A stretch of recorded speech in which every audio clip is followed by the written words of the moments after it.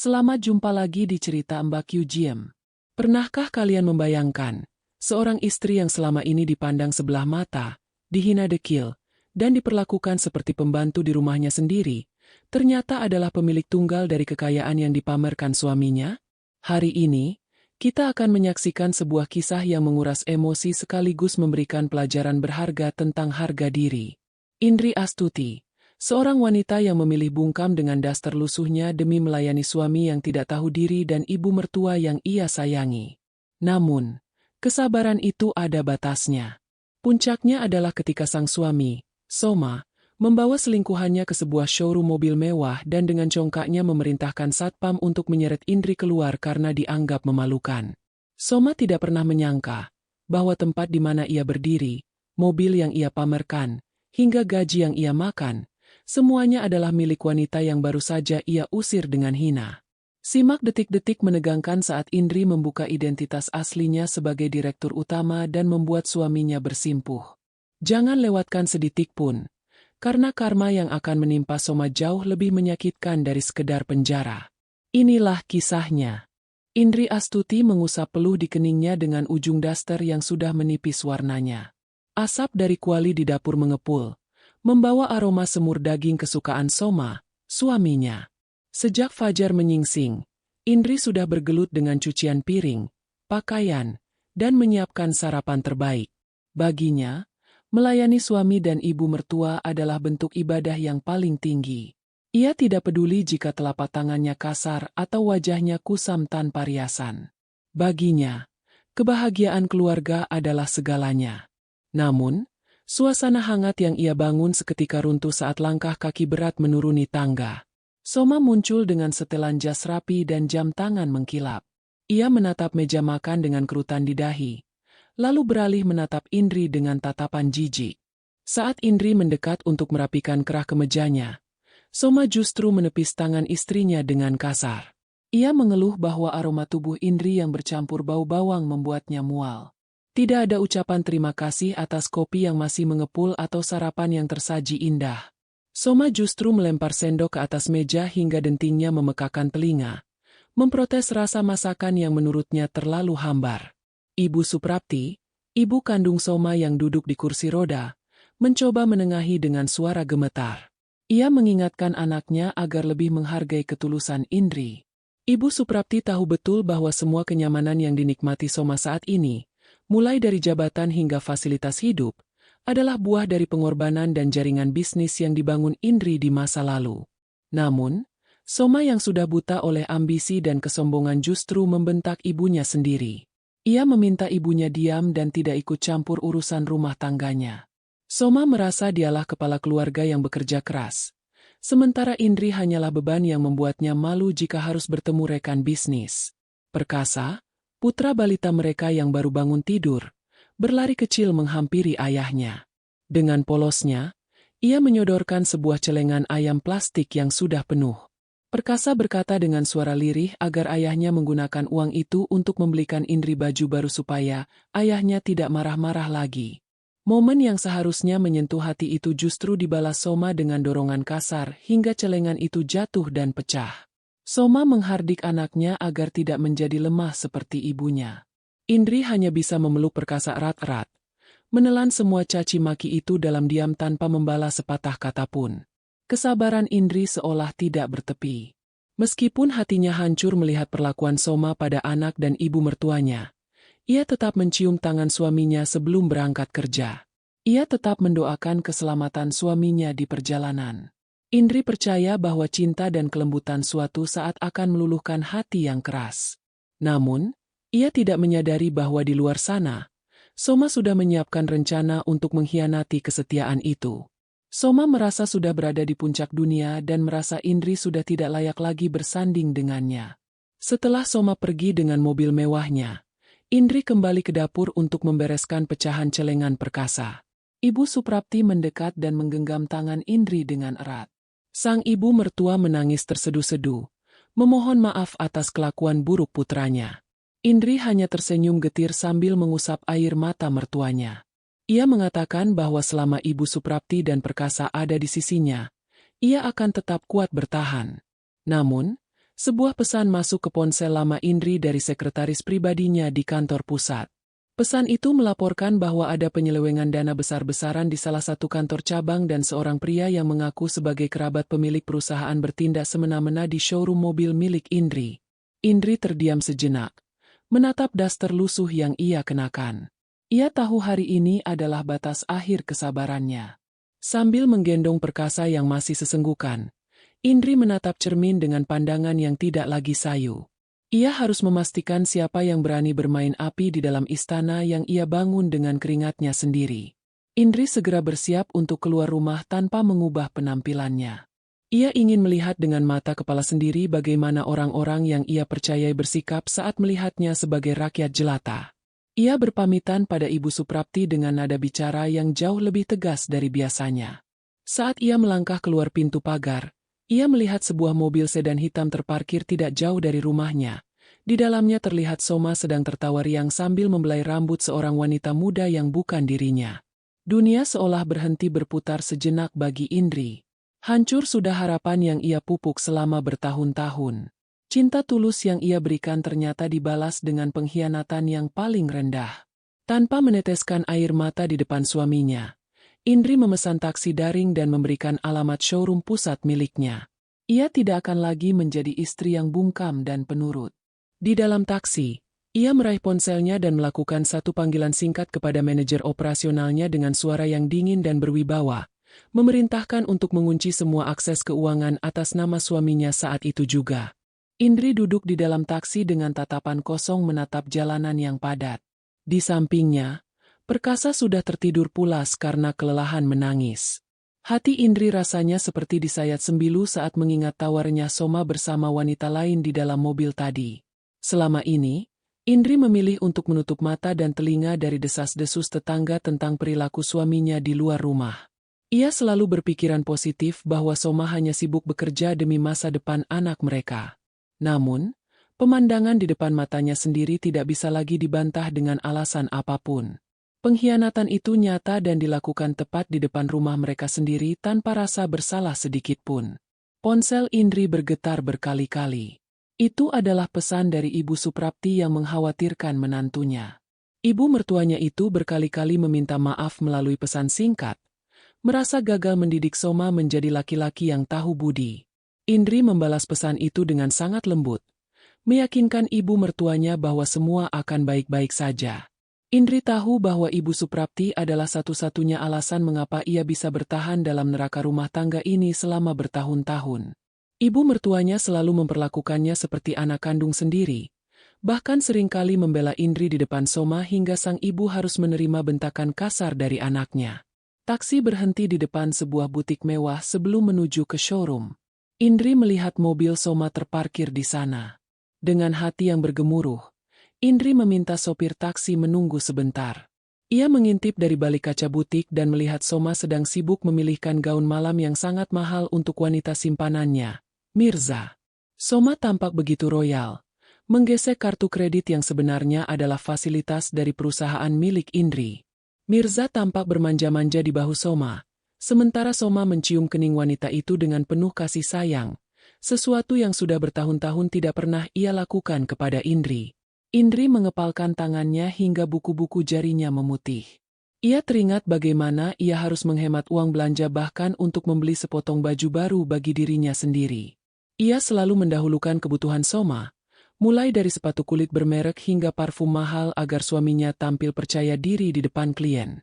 Ternyata, semua fasilitas itu digunakan Soma untuk memikat wanita lain. Indri merasa sangat bodoh.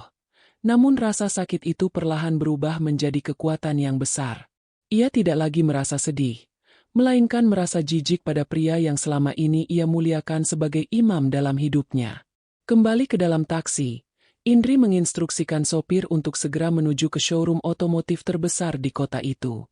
Selama perjalanan, ia menghubungi asisten pribadinya melalui sambungan rahasia. Ia memerintahkan agar seluruh staf di showroom tetap bersikap biasa saja dan jangan ada yang menyambutnya secara formal. Indri ingin masuk sebagai pelanggan biasa, atau bahkan sebagai orang asing yang tidak dikenal.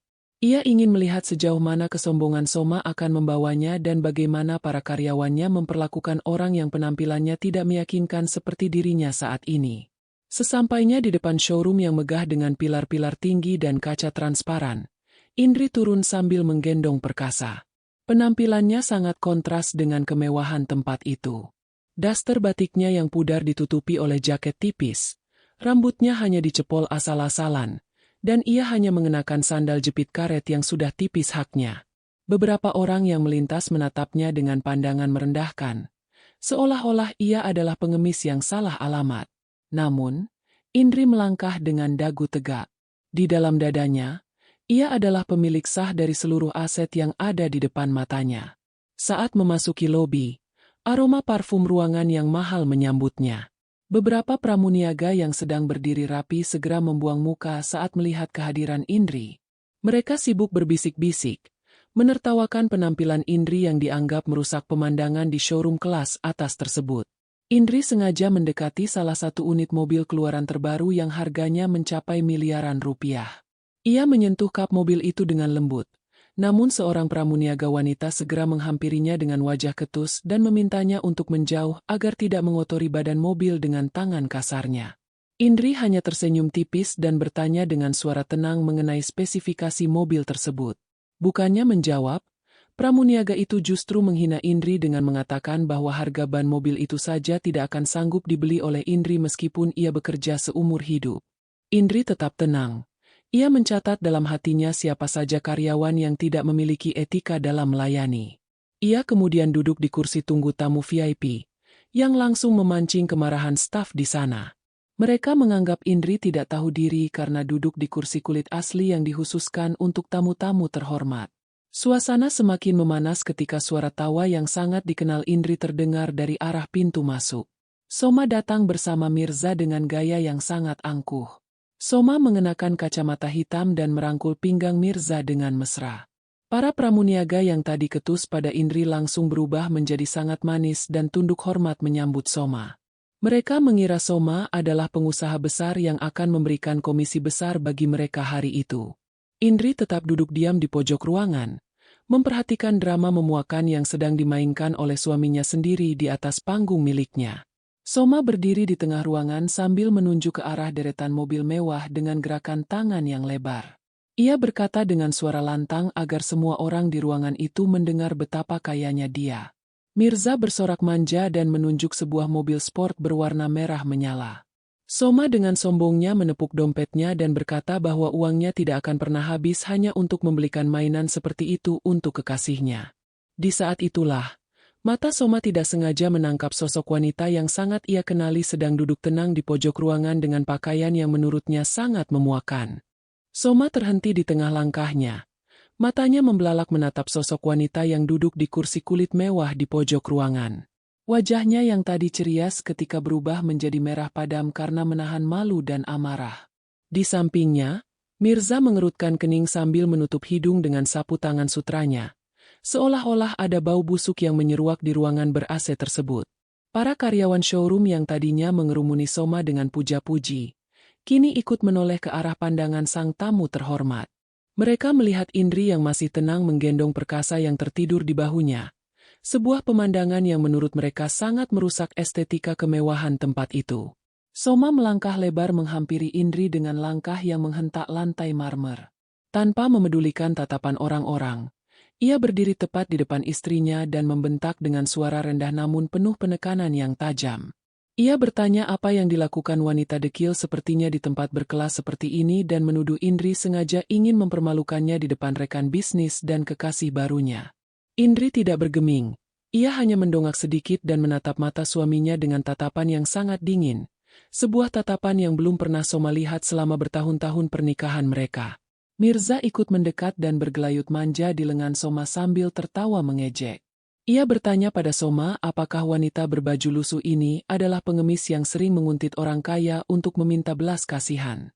Soma yang merasa harga dirinya jatuh di depan selingkuhannya, langsung menyambar lengan Indri dan mencoba menariknya paksa untuk berdiri. Namun, Indri tetap duduk dengan kokoh. Kekuatannya seolah berlipat ganda saat ia menepis tangan Soma dengan satu sentakan cepat. Hal itu membuat Soma semakin naik pitam dan kehilangan kendali diri di depan umum. Soma kemudian berteriak memanggil satpam yang berjaga di pintu depan dengan nada yang sangat congkak. Ia memerintahkan petugas keamanan itu untuk segera menyeret wanita dekil tersebut keluar, karena dianggap mengganggu kenyamanan tamu VIP. Satpam yang bertugas, seorang pria berbadan tegap bernama Bagas, tanpa ragu-ragu karena ia merasa pernah melihat wajah Indri di foto profil perusahaan. Namun tekanan dari Soma yang mengaku sebagai orang penting membuatnya terpaksa mendekat. Soma terus memprovokasi dengan mengatakan bahwa showroom ini adalah tempat bagi orang-orang berkelas, bukan untuk ibu rumah tangga yang bau dapur. Melihat satpam mulai mendekat, beberapa pramuniaga yang tadi menghina Indri ikut memanas-manasi suasana. Mereka berkata bahwa kehadiran Indri bisa menurunkan citra showroom dan membuat pelanggan lain merasa risih. Mirza bahkan sengaja menyenggol bahu Indri saat melewati kursi tersebut sambil berkata bahwa daster Indri mungkin lebih murah daripada biaya parkir mobil yang akan dibeli Soma hari itu. Soma tertawa lebar mendengar ejekan kekasihnya. Ia merasa berada di atas angin dan merasa sangat berkuasa atas segalanya, termasuk atas nasib istrinya yang ia anggap sudah tidak berguna lagi. Indri tetap diam. Namun tangannya meraba saku jaket tipisnya untuk memastikan ponselnya masih terhubung dengan manajer operasional yang sedang memantau melalui CCTV di ruang atas. Ia ingin melihat sampai di mana batas kegilaan suaminya dalam menghinanya. Soma yang merasa perintahnya tidak segera dilaksanakan, kembali membentak satpam dan mengancam akan memecat semua orang di sana jika wanita itu tidak segera ditendang keluar dari gedung. Ia merasa sangat yakin bahwa posisinya sebagai suami dari pemilik aset, meskipun ia tidak tahu Indri adalah pemilik tunggalnya, memberinya hak untuk bertindak sewenang-wenang. Kericuhan itu menarik perhatian banyak orang di dalam showroom. Beberapa calon pembeli lain mulai berbisik-bisik, namun Soma justru semakin menunjukkan kesombongannya. Ia merangkul Mirza dan berkata dengan lantang pada semua orang bahwa ia akan membeli mobil paling mahal hari itu sebagai hadiah. Karena Mirza jauh lebih cantik dan tahu cara bersikap dibandingkan istrinya yang dekil. Kalimat itu bagaikan petir di siang bolong bagi Indri, namun ia tetap bungkam. Ia hanya mengusap punggung perkasa agar anaknya tidak terbangun oleh suara teriakan ayahnya yang sudah seperti orang kesurupan. Tiba-tiba, pintu lift di ujung ruangan terbuka dengan cepat. Seorang pria parubaya mengenakan setelan jas hitam yang sangat rapi keluar dengan wajah yang pucat pasi dan keringat dingin bercucuran di pelipisnya.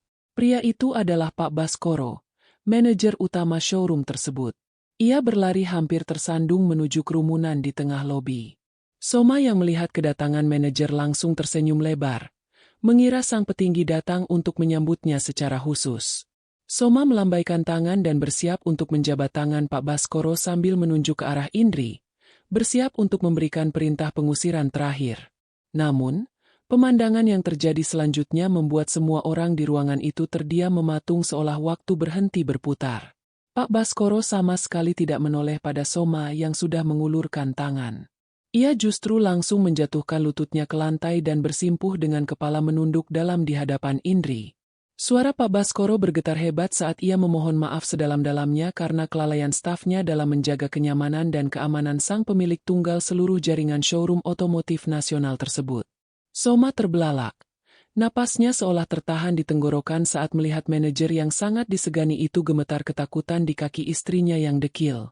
Soma berdiri mematung dengan tangan yang masih menggantung di udara, sementara Mirza melepaskan gelayutan lengannya dengan wajah penuh kebingungan. Seluruh ruangan mendadak senyap. Hanya suara mesin pendingin ruangan yang terdengar menderu halus.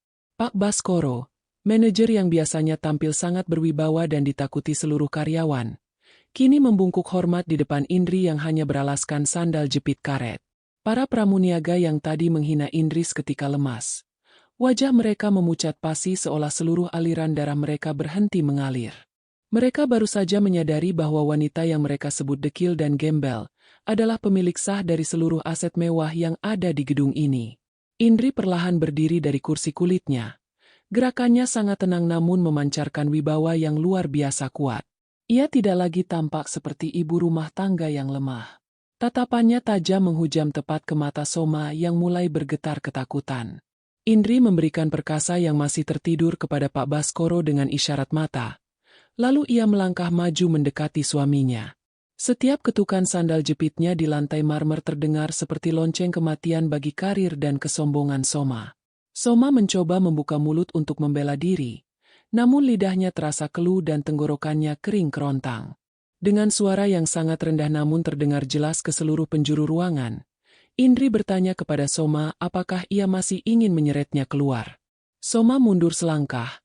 Kakinya terasa lemas hingga ia harus berpegangan pada kap mobil sport merah yang tadi ingin ia beli. Indri kemudian menoleh kepada para pramuniaga dan satpam yang tadi memojokkannya. Ia tidak marah dengan berteriak.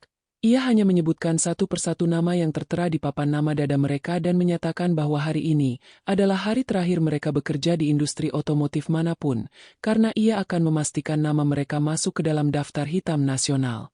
Puncak dari guncangan itu terjadi saat Indri mengeluarkan ponselnya dan mengaktifkan pengeras suara saat menghubungi Kepala Bagian Keuangan Pusat.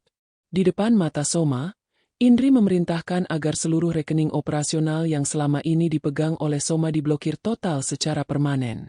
Indri mengungkap di depan semua orang bahwa Soma selama ini hanyalah seorang manajer tingkat bawah di salah satu anak perusahaannya yang ia angkat karena rasa kasihan dan cinta, bukan karena kemampuan.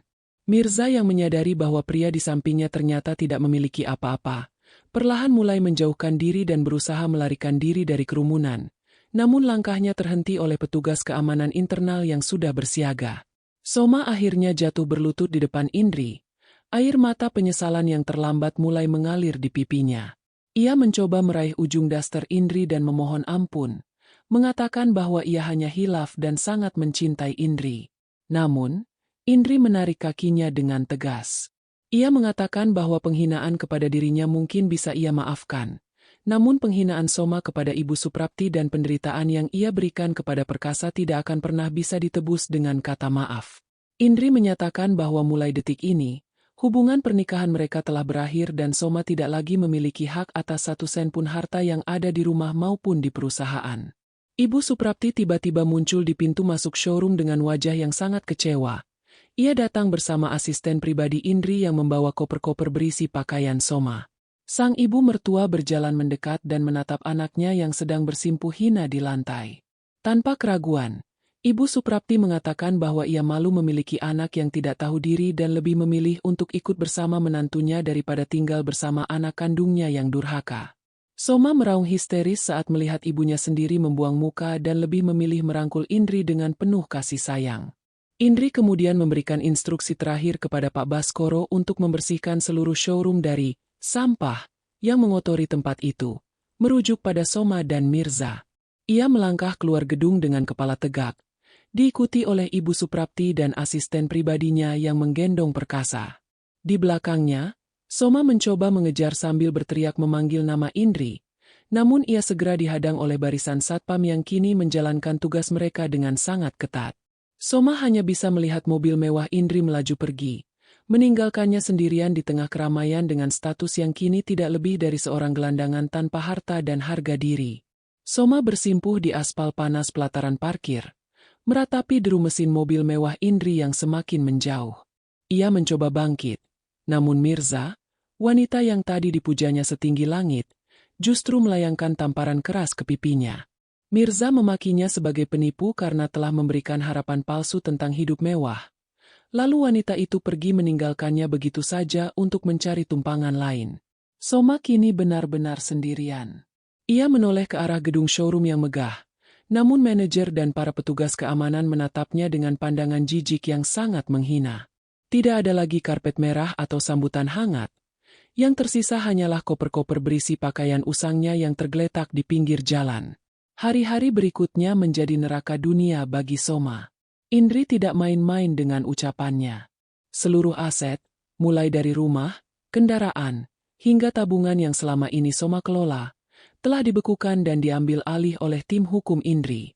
Soma mencoba melamar pekerjaan di berbagai perusahaan otomotif, namun namanya sudah tercemar sebagai koruptor dana perusahaan dan suami yang tidak tahu budi.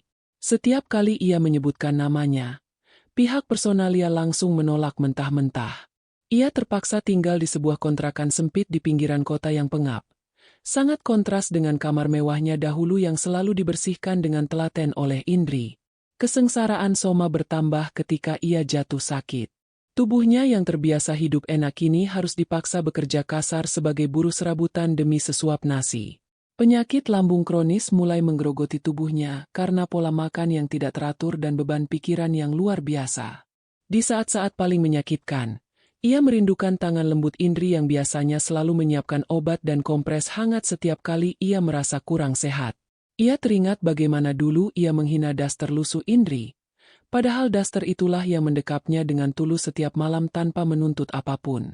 Penyesalan itu datang menghujam setiap kali Soma melihat foto perkasa di dompetnya yang kini sudah kusam. Ia baru menyadari bahwa selama ini ia telah membuang permata demi mengejar kerikil yang berkilau sementara. Kebenciannya pada diri sendiri membuatnya sering menangis di pojok kontrakannya yang gelap. Ia ingin menemui Ibu Suprapti. Namun ia merasa terlalu kotor dan malu untuk bersimpuh di depan ibu kandungnya yang sudah ia telantarkan demi wanita simpanan. Soma kini menjalani hidup tanpa tujuan. Hanya sisa-sisa napas yang dipenuhi dengan bayang-bayang dosa masa lalu yang terus menghantuinya setiap saat. Di sisi lain, Indri justru semakin bersinar. Tanpa beban seorang suami yang toksik, ia fokus mengembangkan bisnisnya dan membesarkan perkasa dengan penuh cinta. Ibu Suprapti tampak jauh lebih sehat dan bahagia tinggal bersama menantu kesayangannya. Indri tidak pernah menanamkan rasa benci pada perkasa terhadap ayahnya. Ia hanya mengatakan bahwa ayahnya sedang belajar menjadi orang yang lebih baik di tempat lain. Namun, Indri tetap menutup akses komunikasi dengan Soma bukan karena dendam, melainkan karena ia ingin Soma benar-benar belajar apa artinya kehilangan dan apa artinya menghargai sebuah ketulusan. Suatu sore yang gerimis, Soma terduduk lemas di pinggir jalan depan kantor pusat Astuti Group. Ia tidak berniat meminta uang atau meminta kembali posisinya. Ia hanya ingin melihat wajah istri dan anaknya dari kejauhan untuk sekadar mengobati rindu yang menyesakkan dada. Saat mobil mewah Indri keluar dari gerbang, Soma tidak berani mendekat. Ia hanya menunduk dalam-dalam, menyembunyikan wajahnya yang kini tirus dan kusam di balik topi kumalnya. Ia merasa dirinya sudah mati secara sosial. Dan hidupnya kini hanyalah tentang membayar hutang karma atas setiap air mata yang pernah ia jatuhkan dari mata Indri dan ibunya. Soma menyadari bahwa penderitaan fisiknya saat ini belum sebanding dengan penderitaan batin yang ia berikan pada keluarganya selama bertahun-tahun. Ia menerima semua nasib buruk ini sebagai bentuk penebusan dosa yang harus ia jalani dengan lapang dada. Ia tidak lagi mengejar harta atau kemewahan, karena ia sadar bahwa tanpa keberkahan dan doa dari seorang istri yang tulus, semua kekayaan itu hanyalah titipan yang bisa diambil dalam sekejap mata. Soma kini pasrah pada takdir, menjalani sisa hidupnya dalam kesunyian dan penyesalan yang tak kunjung padam. Soma kini menjalani hari-harinya sebagai pembersih selokan dan buruh serabutan.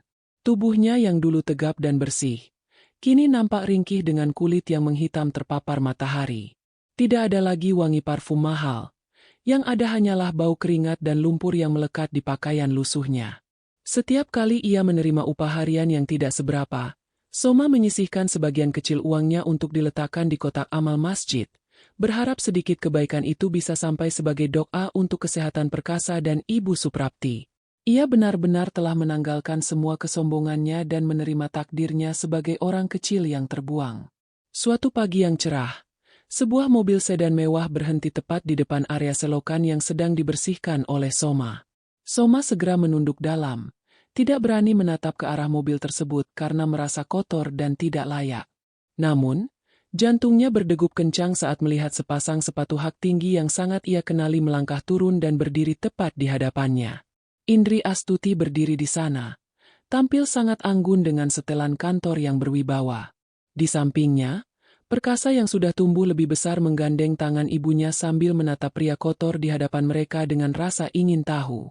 Soma seketika menjatuhkan cangkul pembersih selokannya dan bersimpuh di atas aspal yang panas. Ia menangis terseduh-seduh tanpa suara. Bahunya berguncang hebat karena menahan malu dan kerinduan yang memuncak.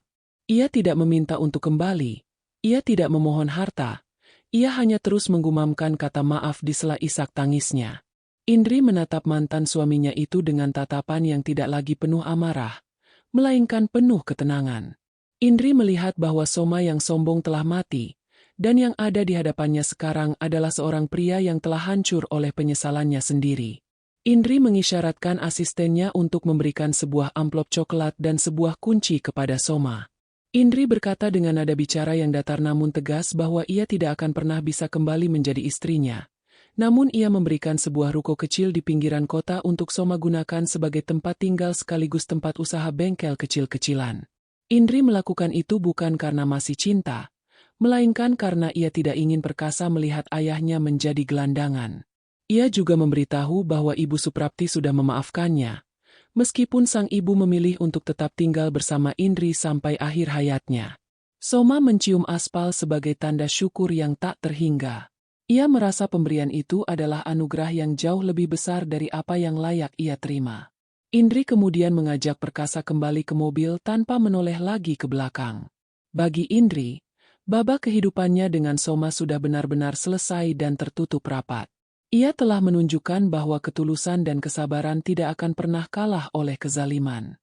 Indri melaju pergi meninggalkan masa lalunya, sementara Soma memulai babak baru hidupnya sebagai pria sederhana yang akan menghabiskan sisa usianya dalam pertobatan panjang. Kisah Indri dan Soma menjadi pelajaran bagi banyak orang bahwa roda kehidupan itu berputar dengan sangat nyata. Kesombongan yang dibangun di atas penderitaan orang lain hanya akan berujung pada kehancuran yang menyakitkan. Indri kini dikenal bukan hanya sebagai direktur utama yang sukses, tetapi juga sebagai simbol ketegasan seorang wanita yang tahu kapan harus bersabar dan kapan harus bertindak. Ia hidup bahagia bersama Perkasa dan Ibu Suprapti, sementara Soma menjalani sisa hidupnya dengan penuh kerja keras, mensyukuri setiap napas dan kesempatan kedua yang diberikan oleh Tuhan melalui tangan wanita yang dulu pernah ia hina. Pembalasan terbaik bukanlah dengan membalas rasa sakit dengan rasa sakit yang sama, melainkan dengan menunjukkan bahwa kita tetap berdiri tegak dan menjadi versi terbaik dari diri kita sendiri saat orang lain mencoba menjatuhkan kita. Kesabaran seorang istri bukanlah kelemahan, melainkan kekuatan tersembunyi yang bisa meruntuhkan gunung kesombongan jika sudah saatnya tiba. Harta dan jabatan hanyalah titipan yang bisa diambil kapan saja jika pemiliknya lupa akan adab dan kemanusiaan. Kisah ini mengajarkan kita untuk jangan pernah merendahkan siapapun berdasarkan penampilannya, karena kita tidak pernah tahu siapa sebenarnya orang di balik pakaian sederhana tersebut. Hormatilah orang tua, terutama ibu, karena doa dan restunya adalah kunci keberhasilan, dan durhaka kepadanya adalah jalan tercepat menuju kehancuran. Hargailah pasangan yang menemanimu dari titik nol, karena pengkhianatan terhadap ketulusan akan dibayar dengan karma yang sangat mahal di dunia maupun di akhirat. Pernahkah kalian merasakan pengkhianatan yang sangat menyakitkan dari orang yang paling kalian cintai? Bagaimana cara kalian bangkit dan membuktikan bahwa kalian bisa lebih sukses tanpa mereka? Bagikan pendapat dan pengalaman kalian di kolom komentar, agar kita bisa saling menguatkan dan mengambil pelajaran dari setiap ujian hidup yang kita alami. Jangan lupa untuk selalu menghargai pasangan dan keluarga kalian sebelum semuanya terlambat.